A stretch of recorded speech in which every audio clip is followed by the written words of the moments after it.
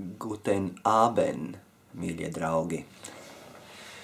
Un gribētos izstāstīt interesantu lietu.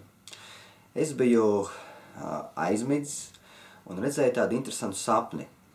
Un tas sapnis bija tāds, kad es ar sievu biju uzaicināts uz vienām viesībām.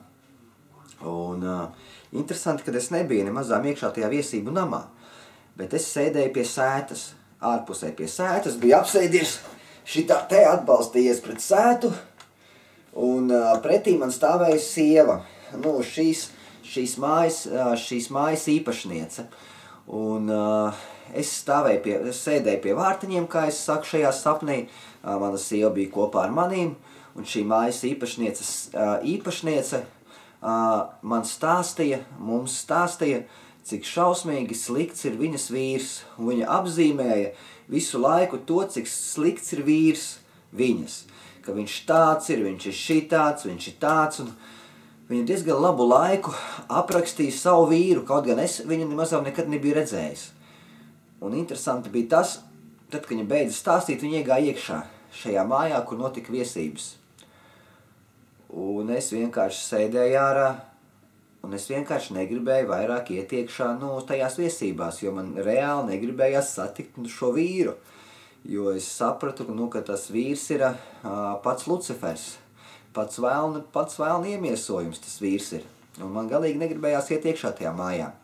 Bet šajā sapnī bija labi tas, ka es biju kristietis. Ir citi sapņi, kur esmu nekristietis, kur es dzeru šņābi, ēdu ekstazī tabletes, pīpēju marihuānu.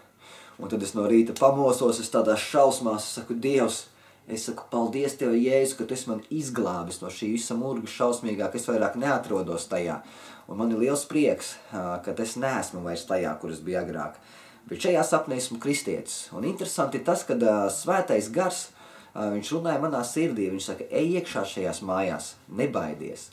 Ej iekšā, droši parunā ar vīru. Un interesanti bija tas, kad es iegāju iekšā, šis vīrs bija tāds omulīgs cilvēks, viņš stāvēja virtuvē, kaut ko gatavoja, un es ar šo vīru izrunājos, un viņš bija ļoti brīnišķīgs un atstāja ļoti labu iespaidu, ļoti brīnišķīgu iespaidu viņš atstāja uz sevīm. Un es sapratu šajā sapnī vienu lietu, ka šim vīram ir brīnišķīgs plāns priekš sievas, bet šī sieva nesaprot to plānu, kas ir vīram priekš viņa. Priekš viņas. Un es pamodos. Un interesanti, kad es pamodos, protams, šis sapnis man bija ļoti skaidrs, un es pa viņu domāju par šo sapni. Es domāju šo sapni, arī lūdzu Dievu un prasīju viņam gudrību, lai es varētu izprast viņu, jo Dievs man ļoti bieži rāda sapņus, un tie sapņi ļoti reāli ir, viņi daudz jau ir piepildījušies, un daudz ir jau piepildīšanās stadijā. Un situācija ir tāda, kad šo sapni man Dievs arī atvēra. Un Dievs man atvēra šo sapni tādā veidā, tad, kad mēs nākam pie Dieva, un arī, ja esam pie Dieva kādu laiku, Dievam ir brīnišķīgs plāns mūsu dzīvē. Viņam ir brīnišķīgs plāns mūsu dzīvē, un ļoti bieži mēs ejam kaut kādām situācijām cauri, kur mums liekas nemazām, ka tas nav tik brīnišķīgi. Un ļoti bieži mēs esam neapmierināti, arī uz pašu Dievu mēs esam neapmierināti, mēs bļaujam uz viņu, sakam, Dievs, kas pa lietu, kāpēc tas tā notiek, kas te ir,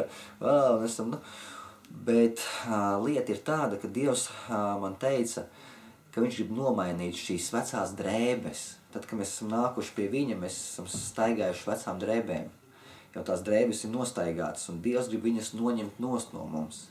Vienkārši noņemt šīs vecās drēbes un uzvilkt jaunas drēbes.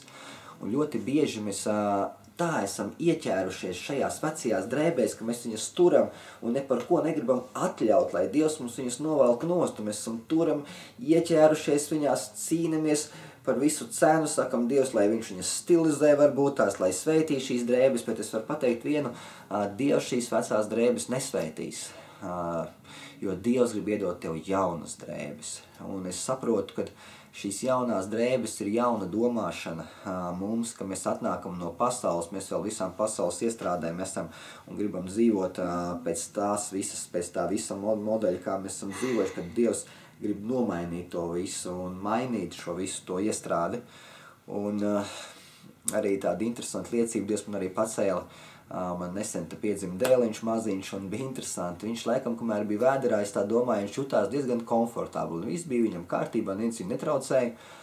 Bet tad, kad viņš iznāca ārā uz šo pasauli, un, protams, viss viņam bija svešs, un es skatījos to momentu, es slimnīcā biju pavadījis kāds 5 dienas, tas bija brīnišķīgākais laiks manā dzīvē, un es skatījos uz viņu, kā viņš guļ un kā vispār kas notiek, un bija interesants moments tāds, kad viņš ir aizmidzis. Pēkšņi atnāk māsiņa. Vajag noņemt kaut kādas analīzes. Viņš atkal pamodies, viņš ir uzmodināts. Māsiņa aiziet. Pēc brīža atkal kāds atnāk. Atpako viņu vaļā, skatās, viņš ir piekakājis pamperu. Viņš bļauj, viņš bija iemidzis, viņš komforta zonā, te pēkšņi kāds atnāk, sāk tev pakot vaļā, tu sāc raudāt, tu esi tiec pamodināts no miega.